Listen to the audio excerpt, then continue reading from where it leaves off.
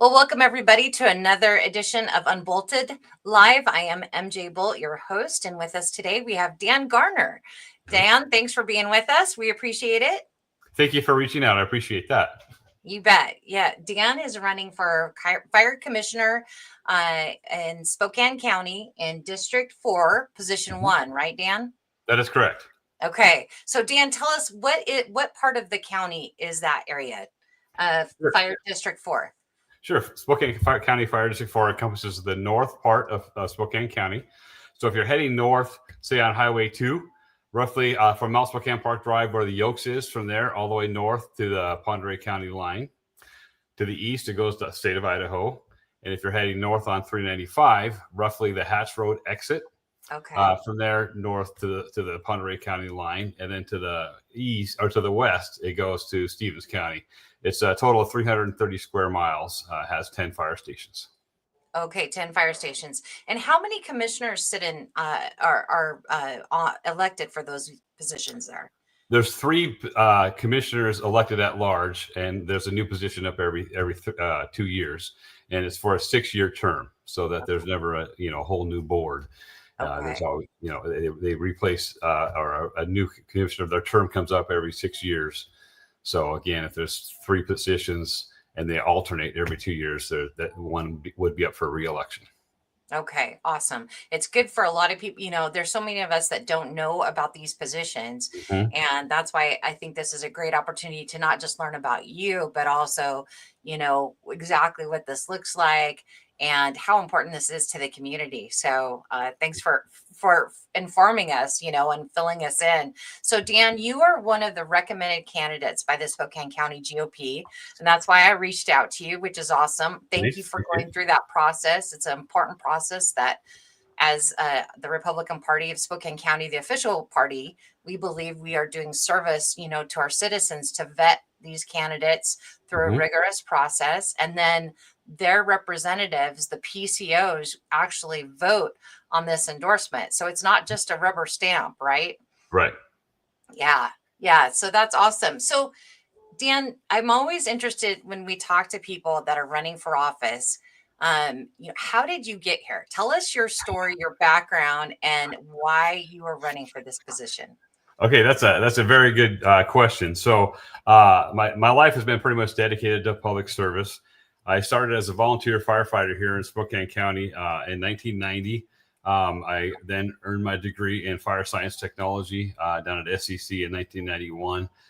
In 1992, which really wasn't that long ago, right? It wasn't for me. It feels like yesterday, but that's when I graduated around 90. So okay. So in 1992, I started my career as a full-time firefighter.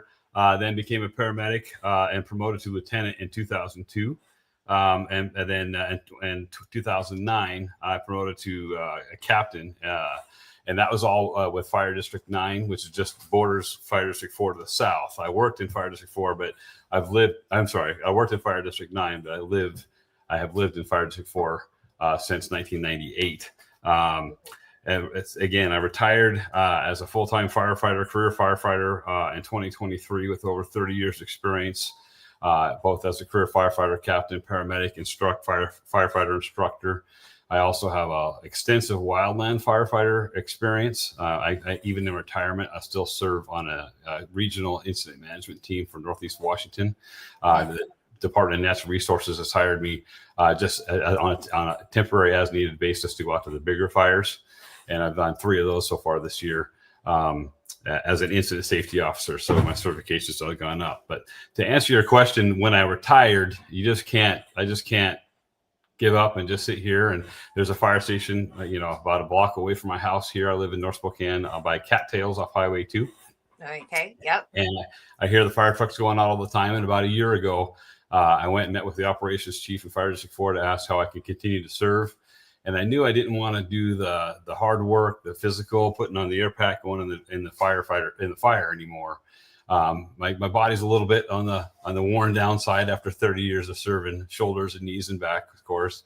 But I knew I wanted to continue to serve. So with discussions with the operations chief, we came up with the idea that they have a group of guys and gals that drive just the water trucks to the bigger fires, because the north part of the county is pretty rural. Yeah. There's areas with no fire hydrants. So I volunteered to do that. And I've also done a lot of instructing of incident command. So my incident command experience, I've done quite a bit of instructing for the career firefighters there and some of the volunteers in Fire District 4. And then it just came about that I believe I could serve at a greater capacity, utilizing my vast experience. I could serve better the citizens by being a fire commissioner than I can just driving a water truck. Yeah, for sure. And as we kind of mentioned before, it's so important to have great people as our elected representatives. I always like to focus on the representative part, right? Sure. And Uh-huh. how better to be a representative when you have served in those shoes, of a fireman for 30 years. Thank you for your service, by the way, and for serving the community. And also, you probably have built a lot of great relationships with the firefighters and the citizens of the community.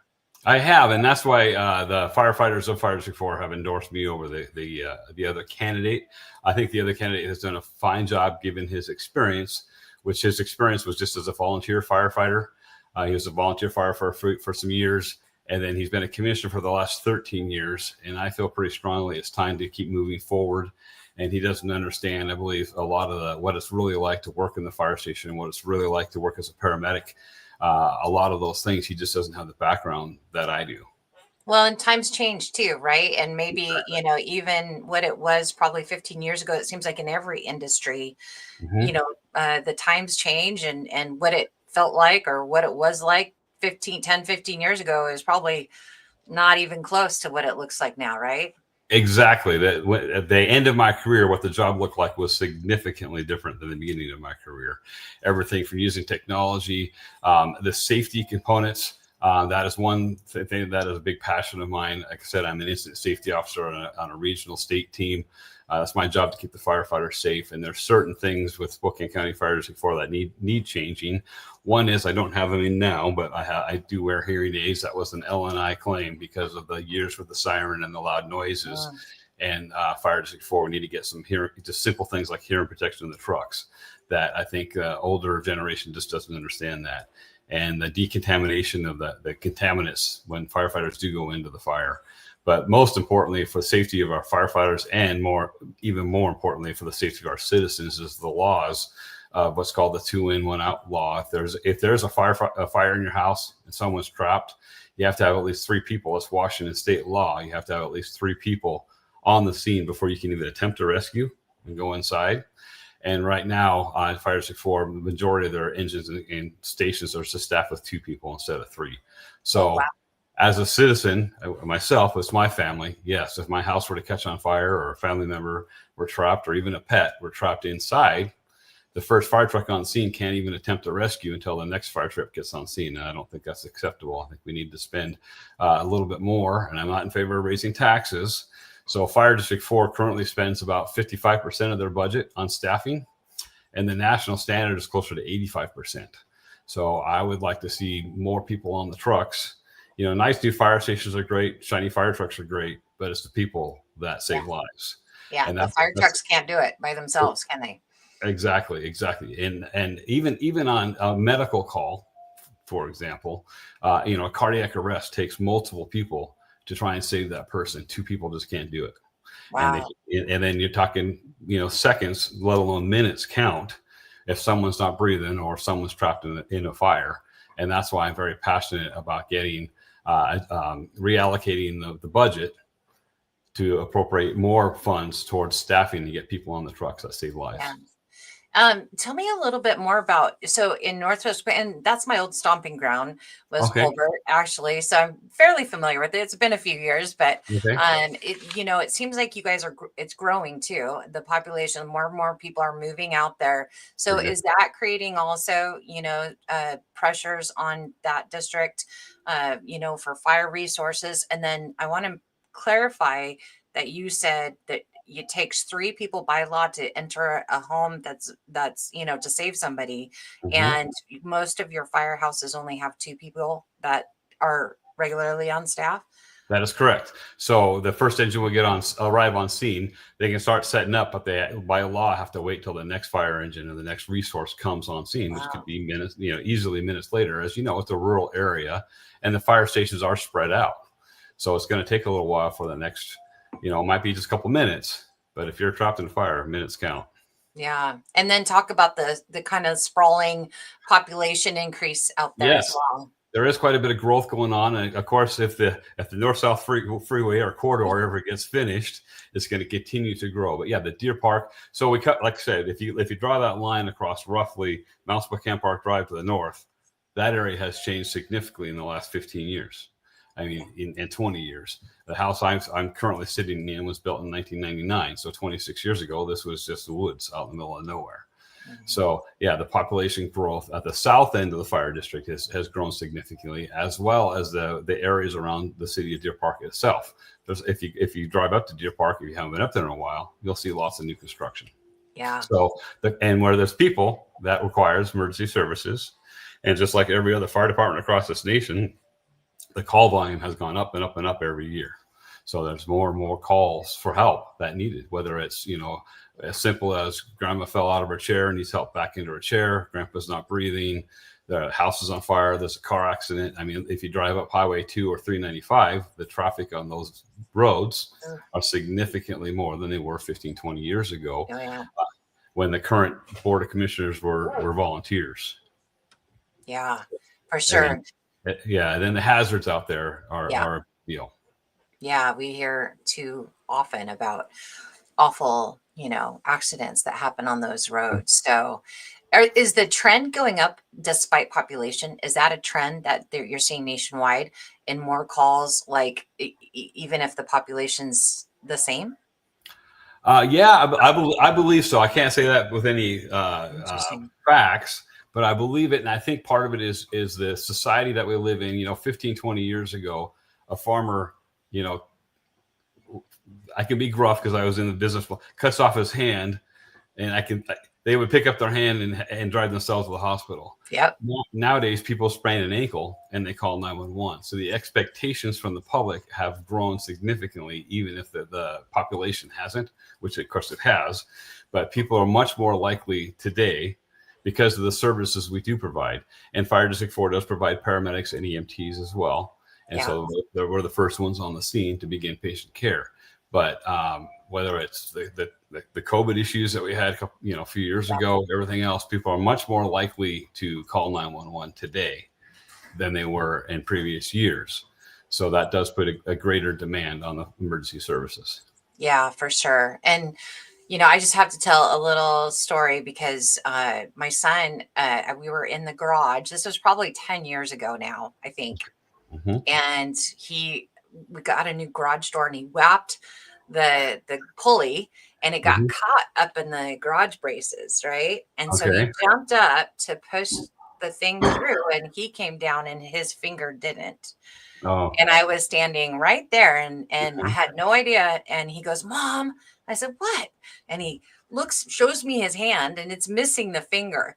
And I'm like, "Oh my gosh," and called the fire department. They're right down the street from me. They were amazing. I'm sure there's story after story. They were so calm. My son has autism, and so just staying calm and keeping, and talking him through stuff. They were just so great. And I just know there's story after story of people. We just appreciate, what our firemen do and firewomen and just the whole things. I mean, you guys are out saving people's lives left and right. And like you said, sometimes it's you've got a big old fire up there, like off of, an elk that happened a couple of years ago. And, well, I do appreciate that. And a lot of people aren't aware that about 80% of our calls for emergency services are for medical. And that's where my, decades of experience as a paramedic, not just the EMT, but as a paramedic, can come in to help and make policy decisions on, because it's such a big part of our job. Interesting. Yeah. Yeah. And then you mentioned the elk fire, which was called the Oregon Road Fire. Again, with the state, I did get called out I spent 9 days on the Gray Road Fire in Medical Lake because I got called there first, which that fire started about 5 hours before the Oregon Road Fire did. It started. A really bad day in Spokane County. In fact, it was interesting how your mind kind of processes things, because I was a brand new volunteer when Firestorm 91 happened, and Oh, wow.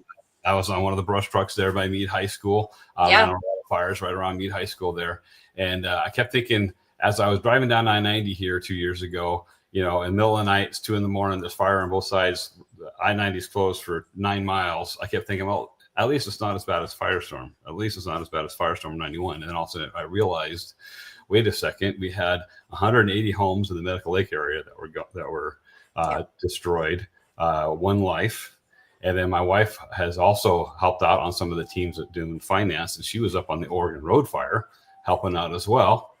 And I knew there was 100 homes up there and another fatality up there. And all of a sudden I realized, wait a second, this was worse. Yeah.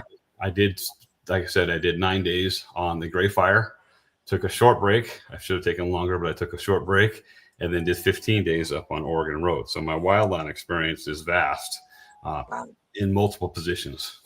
Wow. That's amazing. Yeah, that was horrific, and I knew people that were impacted in both those. And Firestorm, I lived right off of Colbert Road up there on the other side of the highway from you. Mm-hmm. And so, yes, yeah, that was very impactful as well. But that's a good comparison, because I remember that, that was right after I graduated, and people thought that was so horrific. But this one surpassed it, didn't it? Yes, and I was actually real close to that. There was a fire over by Midway in Little Spokane. I was on that fire in Firestorm, and then we were trying to hold it at the river. And with those winds, it jumped the river and went up the Triple Butte Circle area, which sounds like it was pretty darn close to where you lived. Yep. So yeah, I was right there as a new firefighter, on the hose lines. It's been a long time since I've been the guy holding the hose. I'm more a decision maker, policy maker, and the teams. But I was right there close to where you lived. Wow. Yeah. Amazing. So let's talk about some of these, some of your things that your platform a little bit more. What's your vision, Dan, for the fire district for the next few years? That's a great question. Again, I think the budget needs to be reevaluated and reimagined, in that more of the current budget needs to go towards staffing, not overhead, not administration, not big buildings. It needs to get people on the truck. So my vision long term would be to get 3 people on every shift on every fire truck. At the short term, at least in the periphery and some of the more populated areas, say in Colbert or up in the Deer Park area, different stations. We got to at least start somewhere and get more and more people and better training, as well as their safety equipment. And you mentioned this before, but I think it's a good thing to clarify, especially for our conservative voters. We're not usually in favor of, tax increases. Sure. You can do that without the, increasing the taxes. That's my goal. And as a fire commissioner, it's not like the state legislator or anything. Fire commissioners don't say, okay, we're going to increase the budget. We're going to increase this tax. We leave it up to the voters. So if there were a need, we would need to go to the voters and just explain why. And I think a lot of times people get told, we're going to raise your taxes, we're going to raise your taxes. And I'm not in favor of that. But if we need to, it's going to be up to the voters. I will work for the voters. It's going to be their decision. Whatever the voters decide what the budget is by approving. And there's three different forms of income. There's the property tax. You have the little pie chart that no one likes to see on your taxes. A little sliver of that is Fire District 4. Yeah. And one way to increase funding is, if we did need to, is get a lid lift approved. Say, for example, we have $1.50 per thousand assessed value goes towards the fire district. Well, that's a fixed number, and then as values go up, sometimes we have to readjust that number back up to $1.50 again, but that would be approved by the voters. The other thing, if we did have some large expenditures that needed to come down, would be a bond. We need new fire trucks or but we'd have to explain why. We don't just, like I said, we don't just go as the state legislator does and say, okay, we're going to increase this tax or that tax, or this fee or that fee. And then the last one would be a levy if the voters wanted. But that would be 100% for the voters. It would be my job to educate the voters about why it's so integrally important to have 3 people on each truck. Yeah, for sure. Is there a current levy right now up in District 4? There is an EMS levy, and to be honest, I don't know that specific percentage. Yeah. How much per thousand? I don't know what that is, but I'm sure at some point that's going to expire, and we would need to renew that if the voters, and again, it's up to the voters, if they want to continue the level of service with paramedics that we have, that you call 911 and those paramedics show up at your door within minutes. Yeah. And and those levies usually are 3 or 4 years. Is that right? Or is it, I'm thinking it's similar to school district, but maybe I'm wrong. It is fairly similar. Yeah. Okay. Yeah. Okay. Yeah. So the citizens have an opportunity to, you know, renew, usually, a few years if it's continuing on. So yeah, that's really important. And again, I invite you, once you get into this position, we're Mhm. trusting that you can come on, and if, there's any of those situations, you can help Oh, okay. use this platform to help explain Good it, to know. and help people stay engaged. I think that's one of the big things, is because our mainstream media doesn't talk about local issues. People aren't aware of how these different jurisdictions work, and taxing parts of our budget Mhm. work. And so it's very good. It's very good to have these conversations to help that transparency, right? It is, and on the dollar figure, no one likes paying taxes. I get that, right?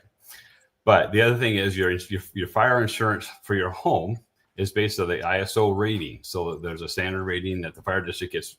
I think it used to be every 5 years, and they've gone in every 3 years, where they reevaluate the fire district, and they take into account staffing, how old are the trucks, training, how long you can get water to areas. There's a whole evaluation process to get that ISO rating. So based on the rating, the lower the rating, the lower your insurance rates are. So myself, I'm biased based on my experience. I would rather have my money go towards maybe taxes for the local fire district to improve the manning, and pay less to, I don't want to say any specific, Allstate, State Farm, Liberty, whoever. I'd rather have my money stay locally here to the fire district than to go to some corporate office in San Francisco or New York for an insurance company. Because if we don't get the staffing and everything else, our insurance numbers are going to go up, which are probably going to go up anyway because of the Oregon Road fire. But I want to keep those insurance rates as low as possible. So again, I'd rather have my money go towards local taxes for the local fire district than to some corporate office. Yeah. I'm so glad you brought that up. I just learned about that last year when we were going through this process for our 2025 candidate, or 2024 candidates, sorry. And I had no idea that was a thing. How can, an average citizen find out what that rating is? Yeah. You can call the fire district, and they'll tell you. Okay. All right. Because obviously it depends on where you live and how far, like you said, all those different. Well, if you go to get new homeowners, that's one of the homeowners insurance. That's one of the first things they're going to ask. Where's the nearest fire station? And then they also want to know, is it a manned fire station or a volunteer fire station? Yeah. And then they take into account the whole district as well. But how far you are from the local fire station is a big difference in your insurance rates. Yeah. Yeah. It makes a lot of sense. Wow. Fascinating stuff. Dan, why do you believe people should vote for you over your opponent in this race? I have a couple of differences. One, I've already mentioned his background. He's done an okay job with his background. He was a volunteer firefighter for a number of years. He's been a commissioner for 13 years. And I just feel like he's out of touch a little bit with the boots on the ground, so to speak. And I've literally been in those boots on the ground recently. And this summer, I was up on the Hope Fire up by Northport, the big, really bad fire up there. Yes. I did 13 days up there just a month ago. So I'm more recently boots on the ground. I understand. I'm an ear for the guys. They able to talk to me. I'm able to understand the current regulations, current needs of what needs to be done, whether it's equipment, whether it's staffing or whatnot, is one difference. And another big difference, and I don't want to put him down, but I'm here, I'm present. He is a snowbird. So half the year he goes down to Arizona. And a lot of our structured fire calls are in the winter because of the alternate heating methods. And as you know, those roads, Highway 2 and 395, get really dangerous in the wintertime. So I'm here and present year round. Gotcha. Yeah, those are important distinctions, I think. Very good. What are some other top priorities? You've already mentioned staffing and some other things. Are there any other top priorities that you have for your fire district that you want to mention? Like I said, the safety issues, whether it's as simple as getting hearing protection on the trucks for the guys and gals, or that turn out decontaminations. If I were to go into a fire when I was on the job, you come out and you don't know what contaminants, because looking in your background, you have a quilt behind you. That's, that's probably not all natural fibers. The carpet is probably not all natural fibers. The cushion you're sitting on is not. So when those things burn, it sets off a lot of different chemicals under varying conditions, and that gets contaminated on the gear. Then the firefighters come out, and most of the firefighters in District 4 only have one set of gear. Where I worked, we actually had 3, which is expensive, but one we used was an old retired set we used for training, and then we had 2 sets. That way we could go into a fire as soon as we get done. We call it tag and bag it. Have big heavy duty garbage bags. Put our gear in the garbage bags so we don't contaminate the trucks. Go right back to the station. Put our clean set on, and put that set in the cleaner and get it cleaning for the next fire. Wow. Stuff, again, average citizen, or at least me, I have not thought about that and thought about the implications of my son and I have been watching a lot of Chicago Fire. So we've been watching. Oh, don't watch that stuff. That's good. I'm sure it's not quite real, but the effects of the fire. I mean, what that does to, like you said, these different things that you have in your home. You don't think about that, but Right. yeah. And then if you're just constantly breathing that in, I'm sure that's going to jeopardize the health of the firefighters a lot more. So how important that is, that decontamination.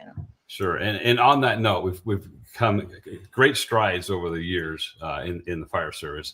But I do lead a retiree group for my old fire district.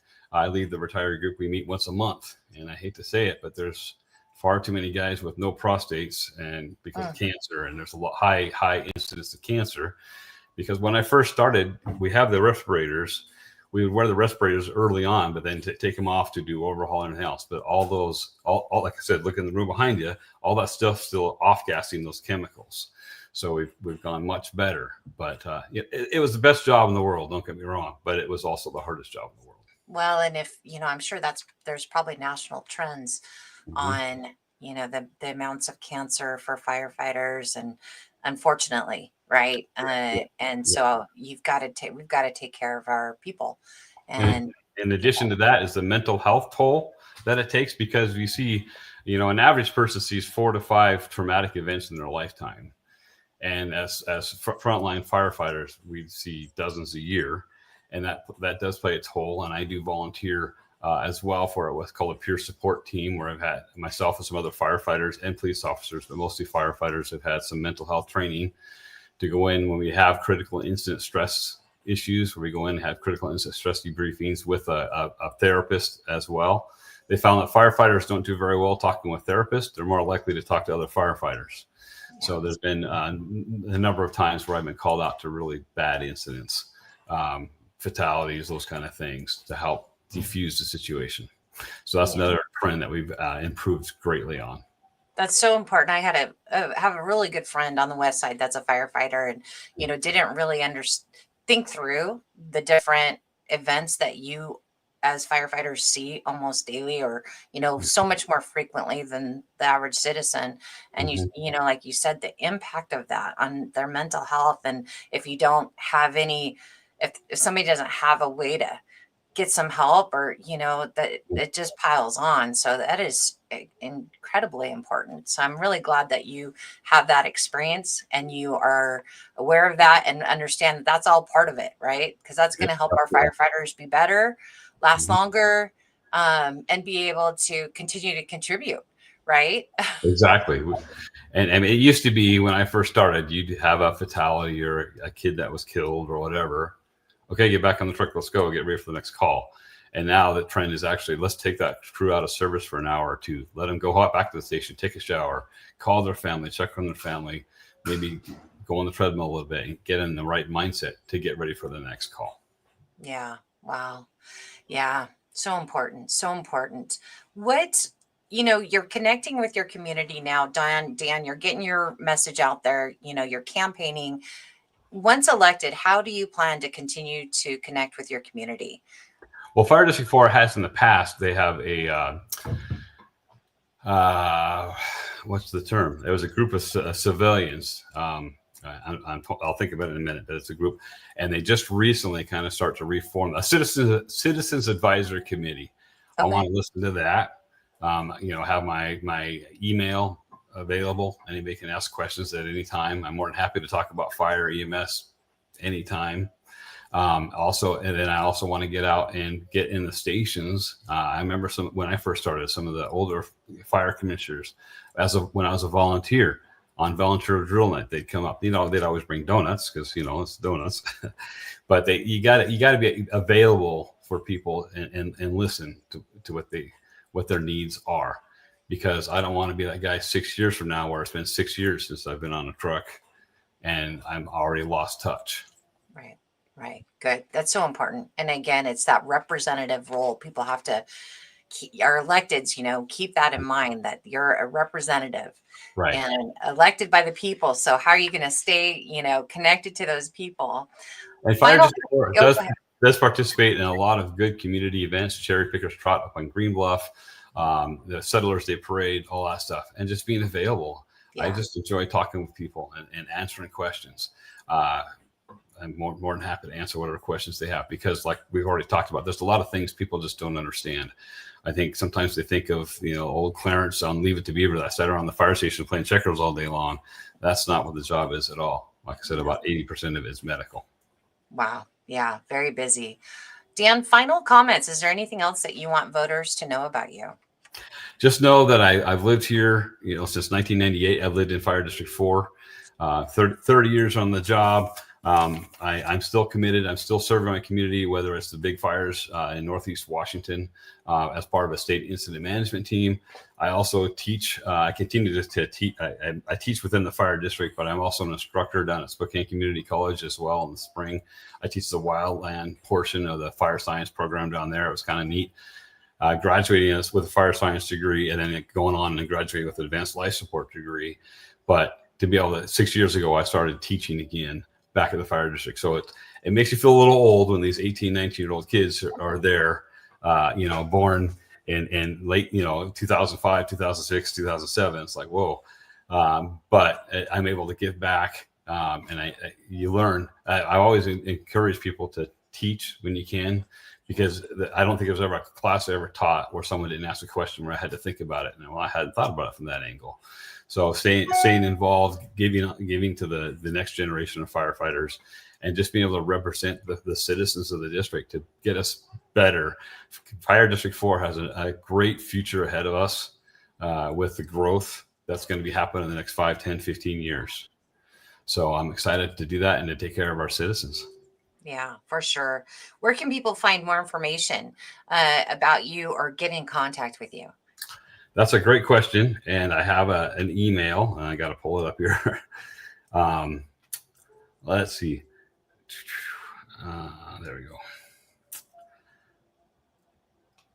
Sorry for my delay here. That's okay. It's, and yeah, traditionally, I don't think, fire district commissioners don't campaign like in the traditional sense of the word, right? As much. You don't see that as much, but we do. I think it was for many years, it was kind of the good old boys. Oh, we like Joe Smith. So he's a cool guy. So let's go ahead and really their background wasn't really taken into account. So my Gmail is Dan Garner. That's DanGarner.D4@gmail.com.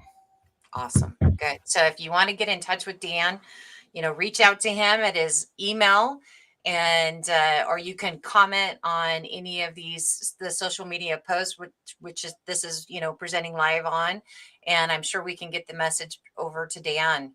So Dan, thank you again for taking time to come on here today. And again, Dan is the endorsed candidate in this race, District 4, Position 1 for Fire District Commissioner.